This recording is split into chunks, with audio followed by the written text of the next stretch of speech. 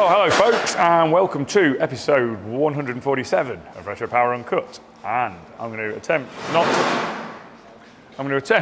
to repeat myself too much this time, and we'll see how well that goes. I'll give it 5 minutes. We're going to start with Churchill Jaguar.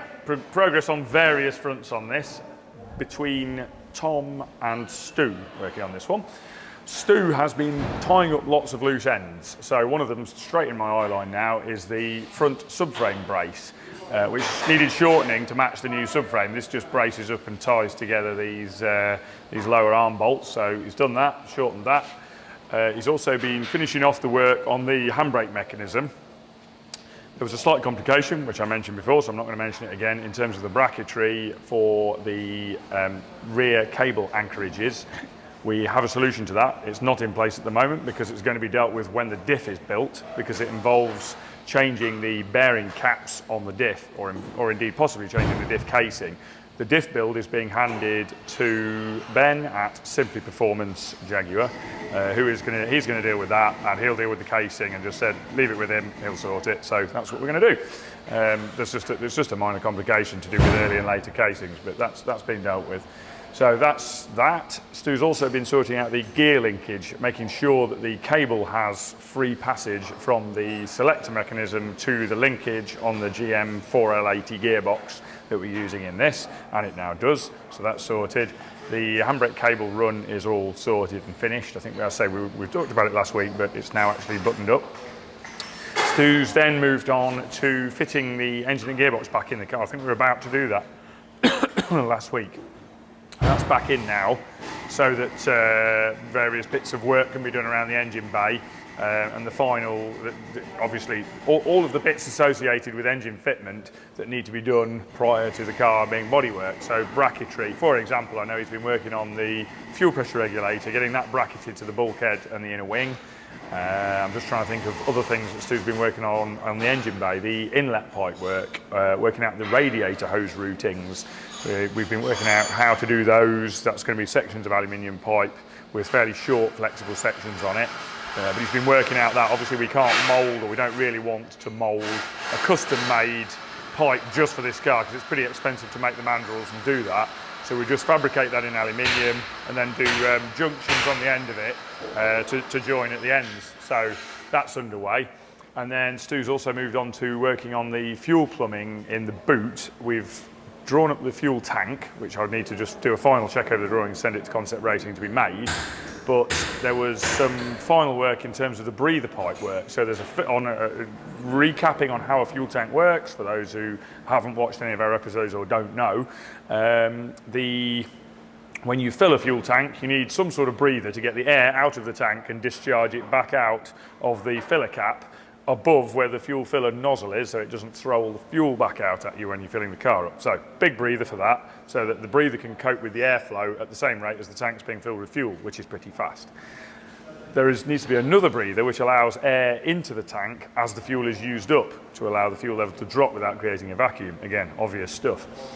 Most modern vehicles have a charcoal canister that allows the air in and out of the fuel tank, and any outgoing air is discharged into the inlet manifold of the engine and burnt, so you don't discharge fuel vapours into the atmosphere.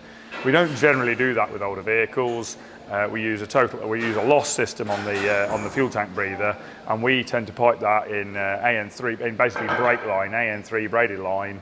And there are unions on the tank to allow that, but that needed passing through the floor of the car in a suitable position, obviously not near the exhaust, because you don't want it to be it's possible when the tank is completely full under certain G loadings that you could drop some fuel out of that tank breather. It's physically possible for that to happen, and obviously you don't want to be dropping it on a hot exhaust. That would be pretty bad. So we make sure that breather is well away from exhaust, well away from any source of ignition, just in the odd off chance that fuel was to come out of it. And also there is, as you've seen from previous footage of this car, where the filler neck is on the bodywork, it's actually in a slight recess. So if one was to be clumsy filling the car with fuel and spill a little bit and it went outside the filler neck, it will land in that recess, and then there's a little drain pipe to take any spilt fuel and also rainwater away through inside. It goes down a pipe that runs through round the wheel arch in the car and then drops out through the boot floor. So both of those pipes, the filler drain if you like, and the tank breather vent both exit through the boot floor. Stu's been dealing with that. Alongside that, Tom's been continuing with the metal finishing. As I said last week and the week before, it's going to be a long process. So he's been carrying on with that, fundamentally on the doors, working on the door on that side of the car. He's also been working on some other things as well, which is why he's not finished that side of the car, but he's getting pretty well through it now. He's on the latter stages. But Tom's continuing the metal finishing battle. Anybody who's done it before knows what kind of work it is. Basically, it's chasing yourself around in ever decreasing circles, getting closer and closer to an impossible target. So that's the journey he's on that at the moment. I think that pretty much buttons up where we're at on that. More next week. Moving on, various of us have been working on Allegros. I'm going to put my coffee down for a minute. Bobby has been working principally on this one, Project Lucky Strike, the first of the 2 Allegro projects. And I've been working a bit on this, and I think that's it. And then Rich, who's just over to my left, has been working on the second Allegro. And actually I'm going to touch on that one first. I'm going to touch on this one first, because Rich is currently panel removing on this one. As we know from previously, there's an awful lot of panel work that we don't use on these, and Rich is in the process of removing that and cleaning up edges and tidying things up wherever they need to be tidied up. Earlier in the week, he's also blasted the bits of this body, finished stripping down and blasted any parts of this body shell that need to be blasted, which are the bits that are now grey, which is obviously not a lot.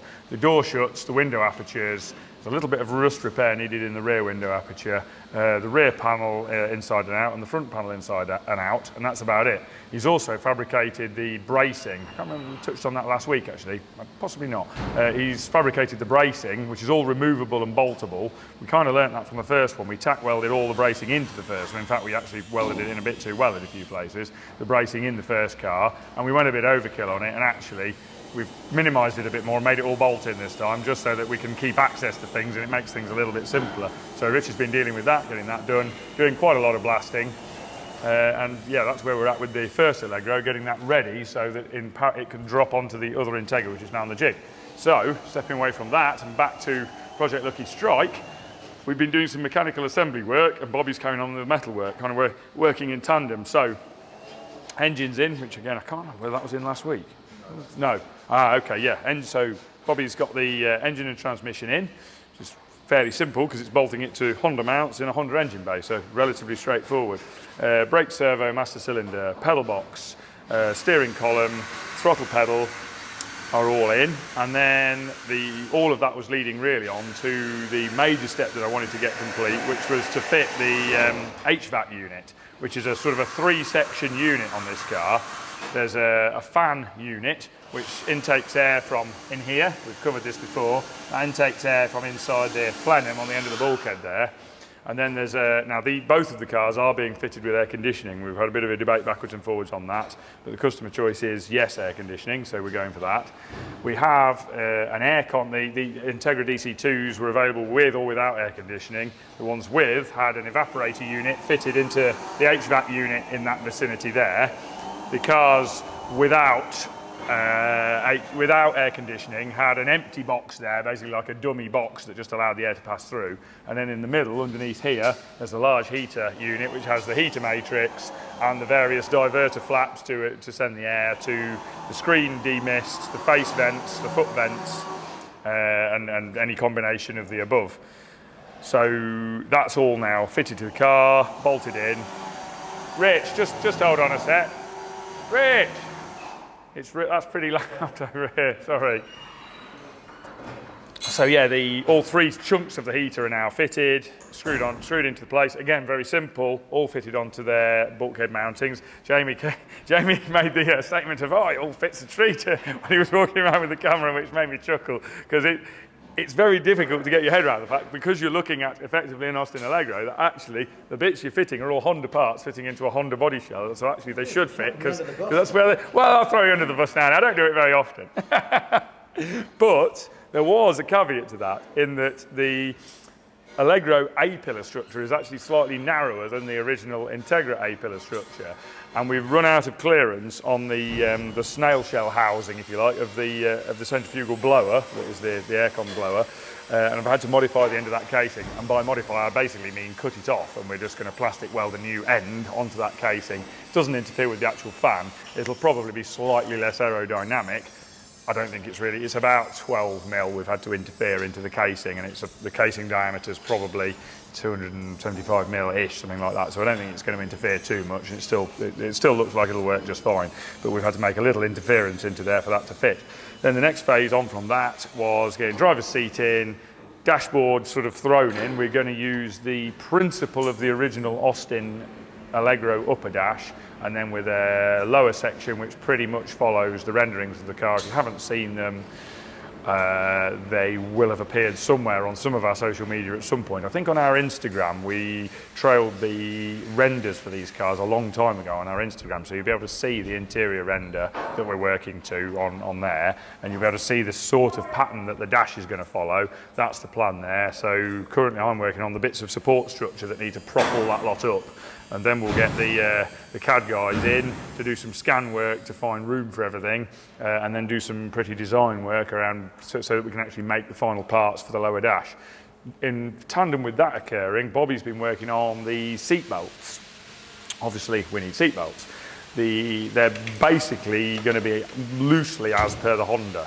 The mounting structures have changed slightly in that we've lost a bit of the Honda structure in a couple of areas where the seatbelts would have been mounted. But we're mounting them basically in the same places as they would have been, just very, very slightly higher for one and slightly further forward for the other. So Bobby's been fabricating the mountings for those. We've been doing a bit of heads together on working out the sort of structural loads on them. The frightening thing really with this car is that, you know, the structural parts that we've added to mount the Honda seatbelts, I'm extremely confident in. However, I have to say, I'm amazed. I don't know what crash tests the Allegro passed in its day, but I'm amazed the seatbelt anchorages were good enough, being blunt, because I don't think the roof support structure is capable of withstanding the vertical loads of a 30-mile-an-hour impact. I don't think, but who knows? They obviously were tested. They obviously were tested in their day, so I'm surprised. But yeah, we're basically using the upper anchorage points as per the Austin Allegro, and then we're modifying the lower anchorage points to be able to accept the Honda parts. But yeah, that's pretty much done now. Bobby's getting to the latter stages of that, and in tandem with that, he's fabricated some extra reinforcement structure into the inner quarter panel area, because again, the Allegro structure in that area is just non-existent. It's frightening, really. Any intrusion through the quarter panel will just penetrate the passenger straight away in the back. You know, there's literally nothing there. So we've added some strength into that area just to reinforce that a little bit. And obviously the outer panel work will be carbon, which I know it's not as straightforward. Oh yes, it's stronger. But to be honest, I would probably be more confident with the carbon fibre quarter than the original steel ones, because they're extremely thin, the steel ones, so very prone to being punctured. So anyway, that's where we're at with that lot. That's looking really nice. So yeah, good progress really. We're just going to keep marching on. We're doing all of the dry build jobs, as we would call it, putting mountings in for things, fabricating all the parts that we need to hold all the sort of peripheral parts of the vehicle together, provisioning for wiring, provisioning for plumbing. An awful lot of that is made easier by the fact that Honda have kind of done it for us. For example, the fuel tank's now fitted. We've got to sort out mounting the filler neck properly, and then we've got to make the recess for the fuel filler assembly into the carbon quarter panel. But you know, Honda have kind of done an awful lot of the work for us. Most of the plumbing provision we can use the Honda structure as well, you know, the Honda design as well. So it's they've saved us a lot of work there. And the other thing, obviously, as you've probably noticed as we walk by, is there's a set of throttle bodies, one of which has a trumpet on in the engine bay, because we were just checking clearances on things there, which are all good. Everything's fine there. And also, we couldn't really resist putting the throttle bodies on just because it looks nice. So that's where we're at on that. Moving on again onto the E-Type V12 Series 3. Sam is, as I explained he would be last week, carrying on with the floor fabrication. So first side is done. bar welding up a few screw holes and things, but he's pretty much there with that side. So now he's on to the opposite side, which is pretty much a mirror image. Give or take, it's pretty much a mirror image. And he's tackled the job in much the same way, split the floor for the reasons I explained before, repaired the rear section, repaired the rust behind the rear section, and he's now moving on to the front section, modifying it, narrowing the flutes in the floor, reshaping the side of the floor, getting the tension back into the panel after he's modified it and lost the tension from the panel, which it's unavoidable, and then getting all that structure welded back in. You can see the jig in its place there, that cross beam that's on the select legs there, which is bolted into the original torsion bar mounts on the floor to keep those torsion bar mounts accurate, as they're one of the more critical points in the car. So they're keeping those points accurate while he does the work on the floor. And yeah, that's coming on a treat. He's just started work earlier, but he stopped while we're doing the video because it's noisy work. He's just started working, taking off the outer sill, which then gives access to him to be able to do the inner reinforcement structure, which is one of the next tasks that he's got to do as well in tandem with doing the floor. So that's pretty much where we're at on this. I'm just trying to think. No, I'm not. I'm going to come back to that. We'll move on. So there's a couple of questions, and I was going to address one then because it tied into what I was just talking about, but I won't. I'll get onto that in a minute. I'll walk around here. I'm going to swing around this way. Jamie's keeping up nicely. So we can look at the Integra. And this is marched on a really nice amount from last week's video, because last week we talked about surgery on the floor, and this week you can now see the results of the surgery on the floor. You can see the stepped joint that I was talking about that we've carried out in the floor. Welds all still to be dressed yet, but it's basically welded back together. The join here is where I was explaining this is the underneath structure. This is the bit from the top of that. That's the actual upper part of the floor pan that was there. That's the underside structure, which is like a double skin section on the transmission tunnel, and adds a lot of strength to the centre of these body shells. It's incredibly strong. And that has another set of chassis rail boxes that form either side of the transmission tunnel. And there's a section, roughly where that weld line is now, that was parallel. So it makes it very easy to shorten. You see this raised section here. That raised section had another lowered section in between that and that one. It means that those two raised sections, the profile is pretty much continuous all through there. So we can make the incision there and join those pieces back up, and everything lines up really nicely. And the same with the floor here. All of the indentations in the floor are all parallel at that point, and are all continuous for all of that way across the floor there, and all the way across until that sort of raised section on the near side there. Again, straight line and clean line all the way across.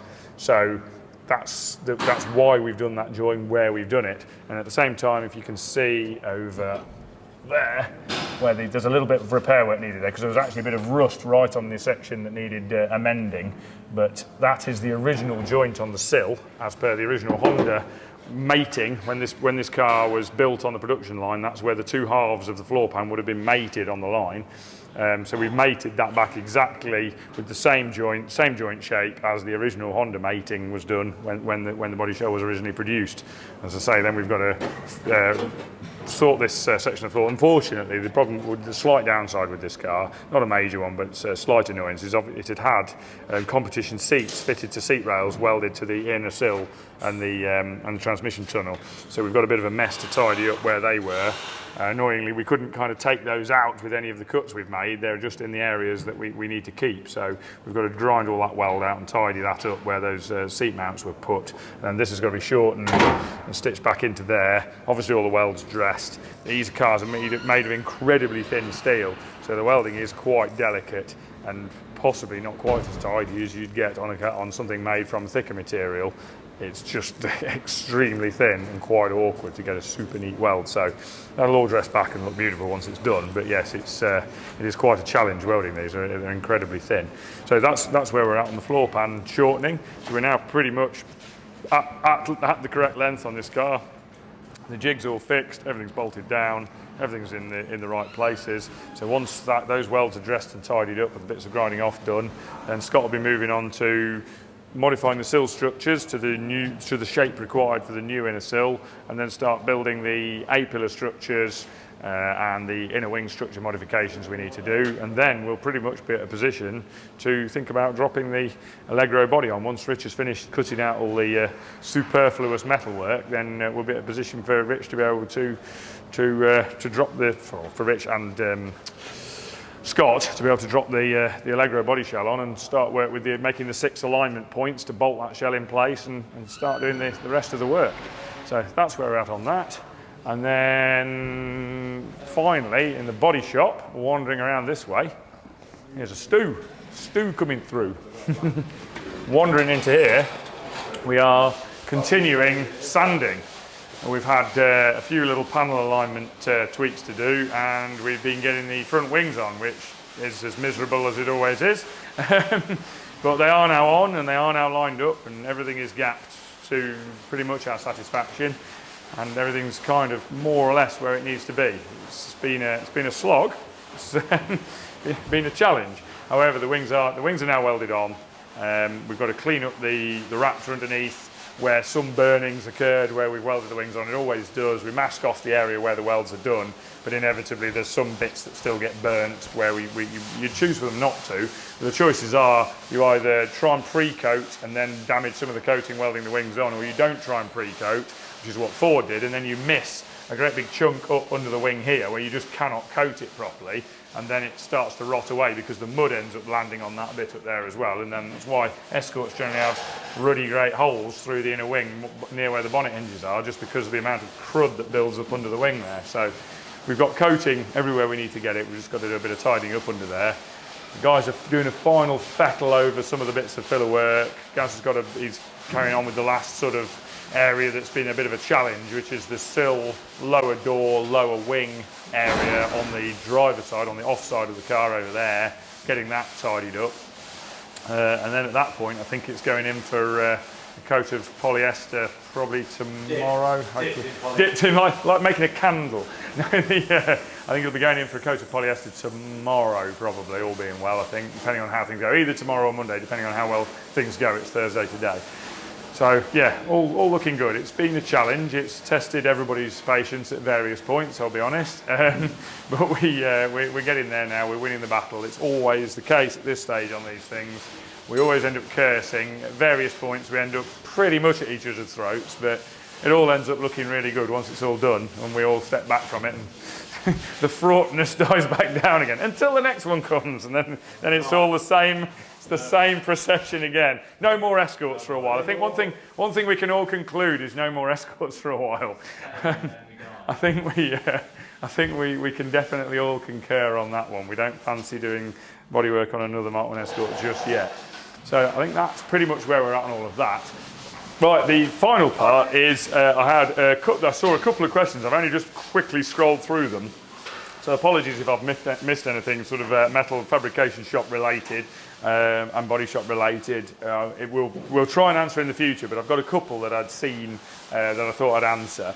One from a Daniel Clazy 1512 who said, with your parcel shelf swages, why don't you pre-stretch the swage area in the wheeling machine, a high crown wheel to suit the swage width? This should avoid the reaction into the panel. You are correct. It does avoid the reaction into the panel. You are quite correct, and we do pre-stretch those areas. However, it doesn't compensate enough when using a fluting tool of the size we were using on that particular shelf. If you use a small beading tool, then pre-stretching will compensate for it. But on the fluting tool, it just does not. You cannot generate, well, I'm sure it would be possible, but the panel would probably be folded in half by the time you'd pre-stretched enough to compensate for the pull of the flute going in. What really needs to happen is you need to clamp the panel, hold it apart so that all of the flute is generated by stretch rather than some of it by pulling the material to it. However, we are where we are, we just do our best. But yes, you're quite right, pre-stretching it first does reduce the issue, but it never eliminates it. And the next one was from @Bozish 3 days ago, said, regarding Churchill, I was told years ago by a Jaguar tuner to go from 2 pipes to a short single large pipe, then back to 2 exhaust pipes to increase power. I used to look after race XKs back in the early 2000s. It seemed to work. It does indeed. You're exactly right. An X pipe or a joint in the pipe, certainly on V8s, it's exactly the same. If you join those 2 outlets, effectively you're creating a very long exhaust manifold. So you'll have, say, on a Jag, you would have a pair of 3-into-1s off the exhaust, the straight 6. Then those two pipes coming off the 3-into-1s would then effectively merge and demerge again. So if at the point they merge, that's the final merge of a 6-into-2-into-1 silencer, and at that point, that's your tuned length of the system. So where you put that point in will affect the torque delivery and power delivery of the engine. There's not really a better or worse. However, where you put that will affect the power delivery, and certainly having it there at all will definitely affect it for the better. The exact positioning of it can affect it in different ways, but yes, you're exactly right, and yeah, you will have had good results because it has exactly that effect. So yes, quite right. The going back out to 2 afterwards isn't actually necessary.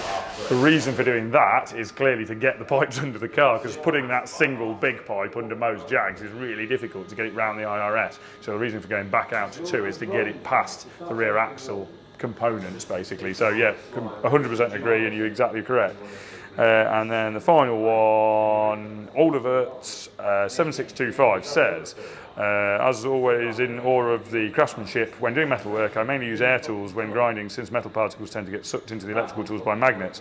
What are your thoughts and experience?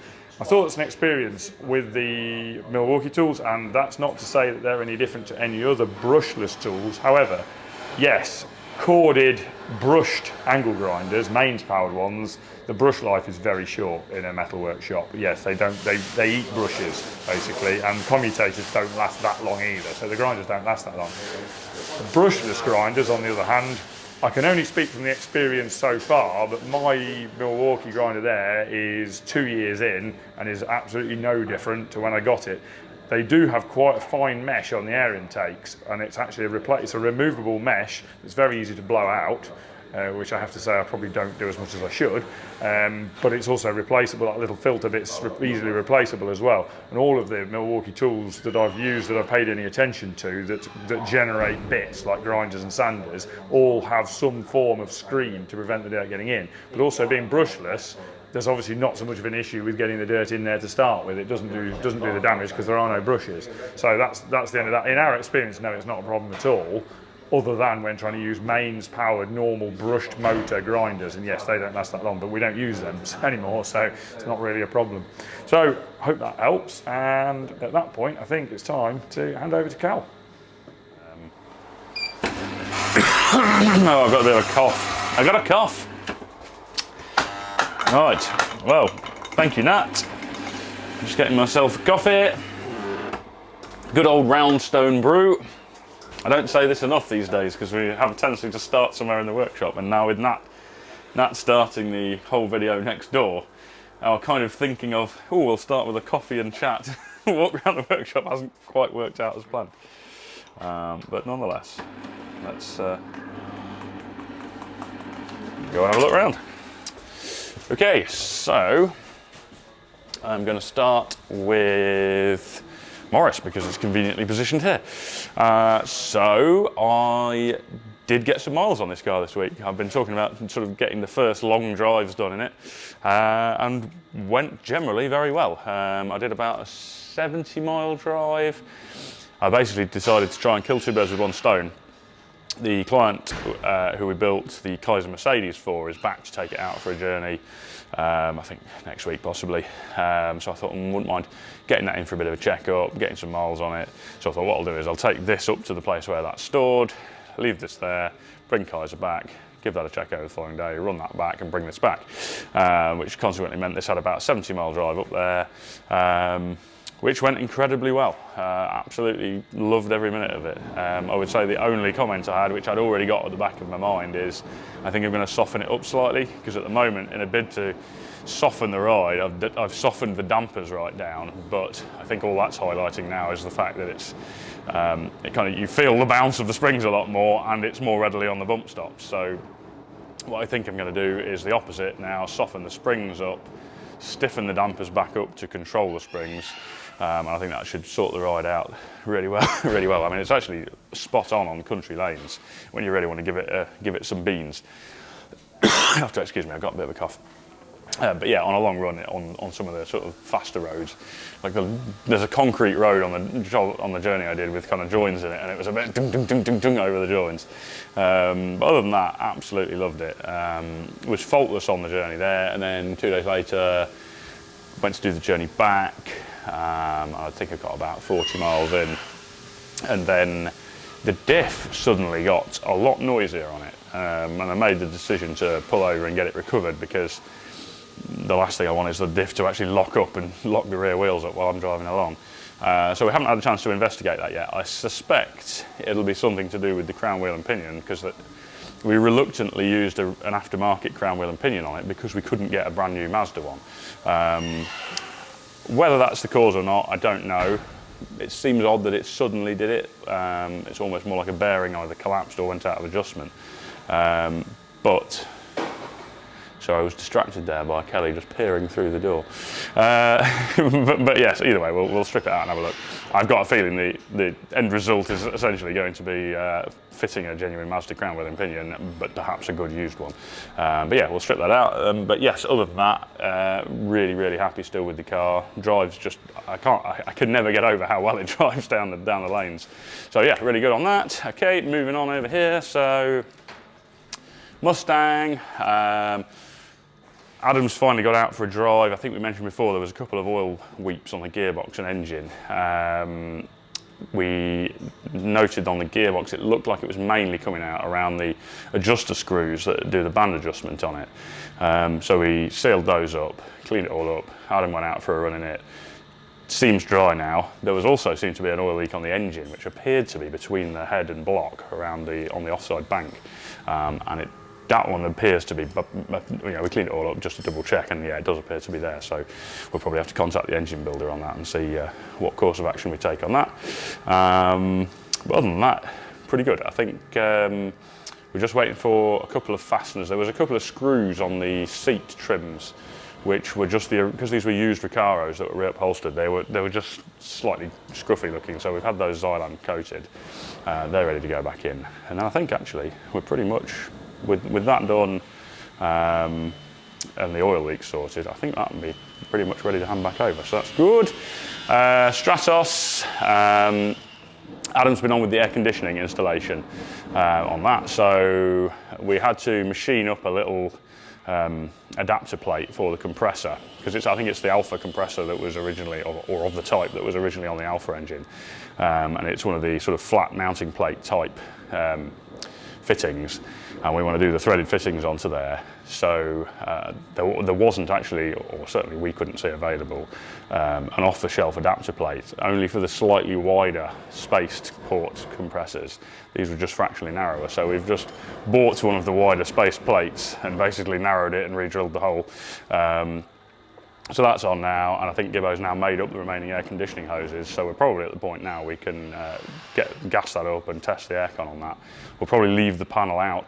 It's quite an involved job, because to get to where the compressor is, you have to take the seats out and then take out the bulkhead panel to reach the front of the engine from inside the car. So we want to definitely make sure that's all working before we button that back up. But yeah, good. We're looking forward to getting that sorted, and then we can get the interior back together for what will hopefully be the final time on that. Utah's ready to go back to its owner. I think that's going tomorrow.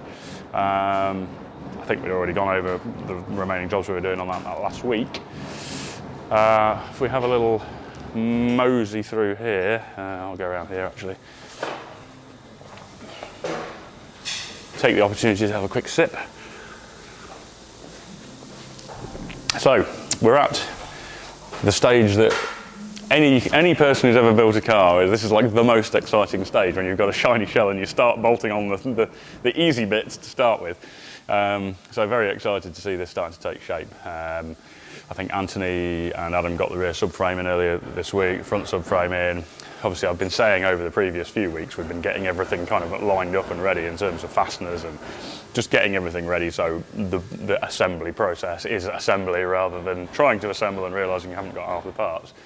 But yes, we should be probably rolling on Monday, I would say.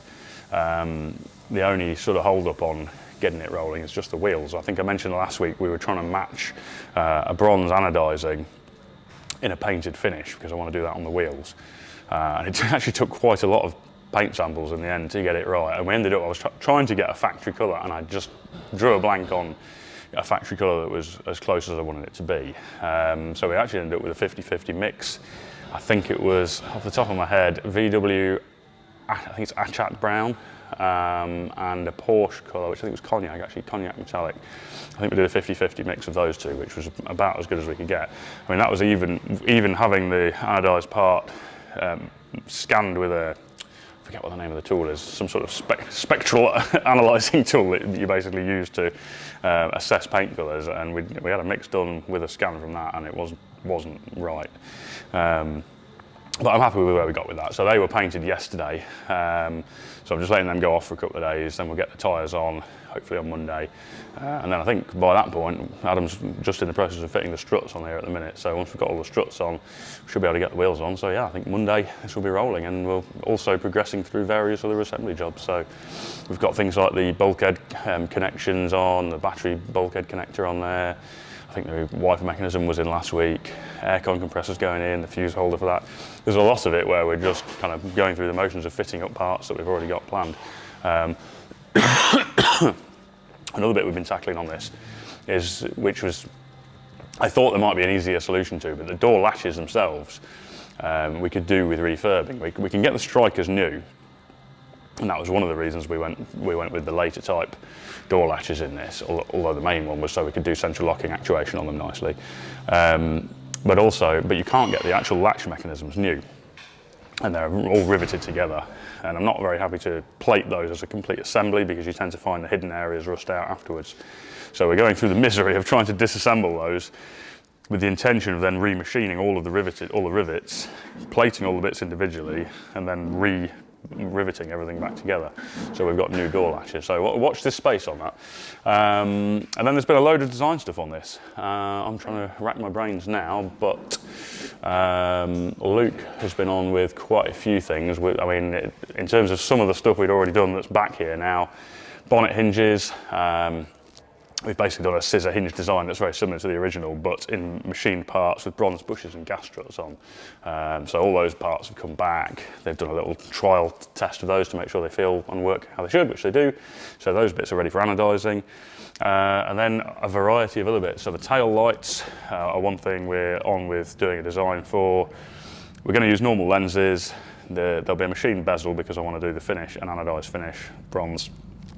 And then the actual back housings, which are another of the few parts you can't get new for these. We're thinking about machining our own to take a modern style bulb holder that's actually got a connector on it. Originally these have like a sort of, it's kind of like a plastic bulb holder with metal claws that latch into a hole in a cast backing with then just male spades on. And we're thinking it'd be nice to have something where you can have a new bulb holder, not a sort of old, 50-year-old part. But also something with a proper connector, because it always seems, although there will be some spade connectors on this, it's always pleasant with something important like a light where you've actually got a proper connector. So we're looking at doing our own back housings that then have a more modern bulb holder that actually has a connector for a sealed plug on it. So watch this space on those. Luke's also done the climate control panel. It's a Vintage Air sort of 3 control panel. We've got the Vintage Air Generation 4 aircon heater unit in this. Really nice little panel, but we wanted to just make a few changes. The original mounts in a way where some screws actually go through threaded inserts in a printed circuit board and clamp up against the back of the dash, which essentially stresses the printed circuit board, which we weren't mad keen on. It's also, with the way the dash is on this, it's a bit of a fiddle to get to the back of it. By the time you've got everything in there, the heater unit, the gauges, it's not the easiest to get in and put the bolts in, and there's a set of spacers that go between the circuit board and the actual unit itself, which again you could probably glue in place to stop them falling out, but it's not the easiest assembly. So what we've decided to do is machine our own housing for it, so we can actually just bolt it in from the front. So essentially the circuit board, which has the controls on, bolts to the back part of the billet housing, first before you put it up behind the dash. Then you just pop that behind the dash, put the front part on, and put two bolts in, which will be counterboard and black coated, so they don't look particularly intrusive from the front, just so it's a much easier assembly process. So yeah, that's another thing Luke's been on with. I'm trying to think what else. Bear with me one sec. Because there's a lot of bits going on with this car, I actually jotted a few things down over here.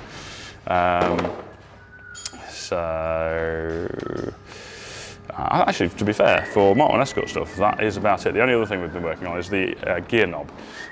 So we're doing a machined aluminium gear knob for it, but what we wanted to do is also have a downlighter on it. So we're doing a little acrylic ring and then a PCB inside with LEDs on it.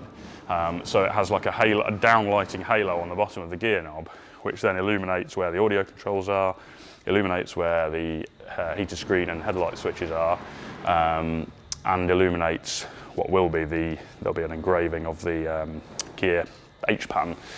So when it's dark, all of that, there's kind of just a soft glow illuminating the switch panel.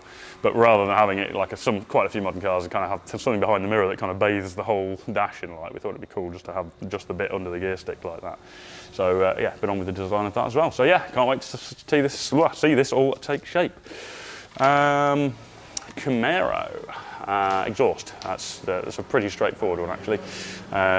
James has just been cracking on with the process of cutting and shaping the sections. Scott's generally been doing the welding. Scott won't mind if I say he's probably the best of the TIG welders here.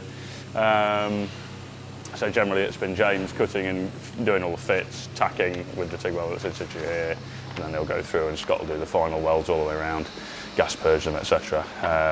So that's going really well. I think he's at the difficult bit now. So done the mountings for the middle boxes, there's V-bands at the back of there, so you can take off the whole system from the manifold to the back of those sort of silencers, and then the over axle bit and the wiggle around the fuel tank and out to the back, which is going to be quite tight, is the remaining bit, and that'll be a second section that's independent. So yeah, just cracking on with that. I've got a few machine bits through for this as well. I think we showed previously the badge being designed, so that's been machined now. So next step with that is anodise it, and then once it's back from that, we'll enamel infill the sort of recessed part of the logo, and we got the bonnet pin surrounds back as well. So they were designed to match the caps. We did a design for the caps in the engine bay, and then sort of the pin surrounds are almost above them on the top of the bonnet. So they're back as well. They're ready for anodising, they fit fine. Oh, and another thing actually, which ties in with the Martin Escort, the leather. We've just had all the materials through for the interior on the Escort, but also for this. So we've got a brown, now I'm really pushing it here to remember what colour it is. It's a Porsche colour, brown leather, which we're doing the Recaro seats in this. And then we've got a sort of charcoal leather, charcoal Alcantara, and then a Harris tweed houndstooth cloth for the central panels on the Recaros in this. So all of those materials have arrived, and then Dean's going to be over, Dean Trimworks, on Saturday, and he's dropping off the column shroud for the Land Cruiser, which he's now done. That looks absolutely stunning. And he's going to take with him the leather Alcantara, etc. for these two, so he can make a start on the seats. Probably starting with the headlining for this, because I want to get that in fairly soon, because that then has a knock-on effect to other assembly jobs on that car. So yes, lots of materials arriving. Let me just squeeze through this way. Land Cruiser, obviously I've just mentioned the column shroud. The other thing was the air filter, or air cleaner, as the Americans might say. So we finished the welding work on that. James was just judging the height of it, and so he could spot weld on the little extension ring, which was the final piece of fabrication on it. And then we've also now got the fittings that go into the cam covers for the breathers.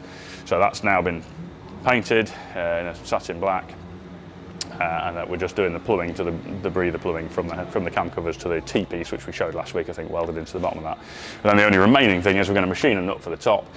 We thought there might be an off-the-shelf one, but to be honest, they all look a bit rubbish. So I think we're going to do a knurled one to match the knurled cap and knurled dipstick we've done. We'll just have a knurled knob on the top of there, which should finish that off very nicely.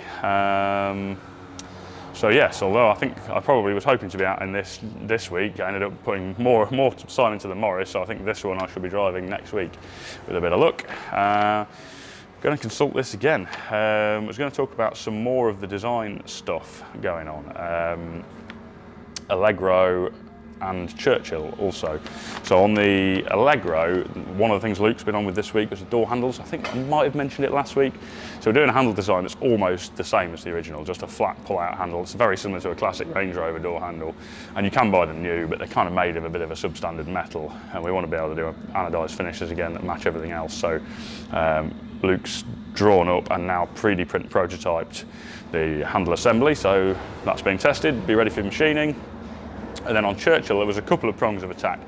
He was scanning the front end of the car, that's prong one, because we've got to do the grille design and also the lower air intake grills. One's the engine air intake, the other one's the heater / aircon air intake. Now, because we're getting towards the end of the bodywork metal shaping, and there'll be the lead filling work and final shaping work coming up, the grille aperture is not a particularly accurate shape, and the original grills were made in a way that you could kind of just bend them and tweak them to fit. But we thought it would be nicer to have a known shape for the grille that's definitely symmetrical and even, and then actually do the bodywork to match up with that. So we're getting the grille design out of the way so we can basically make a mock-up grille and then use that to do the final metal shaping to meet up with it. And also the same with the lower air intakes. We didn't finish the detail of the metalwork there until we knew the design of those, so we're going to get a design of those done so we can at the very least have a 3D print prototype that we can then use to do the final metalwork on that. And then, actually I said there was two things to talk about, there's probably more than that. Second thing, door handle mechanism. Luke's been on with designing a mechanism that goes on the back of the door handle that converts the inward movement of the button on the Mark II Jag door handle to an up and down movement, so we can have a link rod that goes to the X300 latch mechs that we've used. So that's looking pretty promising. There's a 3D print in the car awaiting me testing it. And then also interior wise, Tarks has been on with interior, so he was in the latter stages of the centre console design. And then he's been working on the dash end cap. He's done quite a lot of work on the door card design, and what we were keen to do was basically get the end of the dash to sort of flow into the shape of the door card to some extent, or certainly have a shape that worked with it. And the idea from when we were doing the fabrication of the dash is that the fascia's metal, the top's metal, the underside's metal, but it all just ends as a sort of straight line at the end. And then the actual end cap of the dash, which will be upholstered and kind of cause the dash top to flow down into the bottom part, that's going to be a 3D printed part because it's quite a complicated compound curve, you know, lots of detail to it. So Tarks has been working on the design for that, but it looks like he's getting there with that as well. So it'd be interesting to see the sort of progression. Again, we're trying to get that done now so we can just finish up any remaining metalwork detail for how that mounts. So yeah, that's where we're at with Churchill. It's unusual for me to have to consult my list, but there was a lot of design stuff going on. It's quite easy when you've got the visual cues of the things around you, but when you start getting into the stuff that's going on in the office upstairs, it's kind of, your mind goes blank. It's hard to visualise it all. I think that has actually covered everything that I wanted to talk about this week.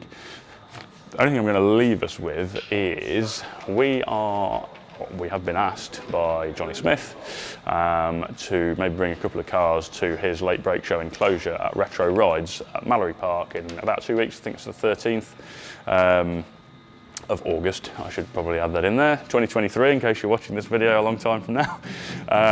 So we'd probably appreciate some thoughts on what cars you would like us to take. So if you want to stick in the comments what cars you'd like us to take to Retro Rides, that would be great, and hopefully we'll see you there.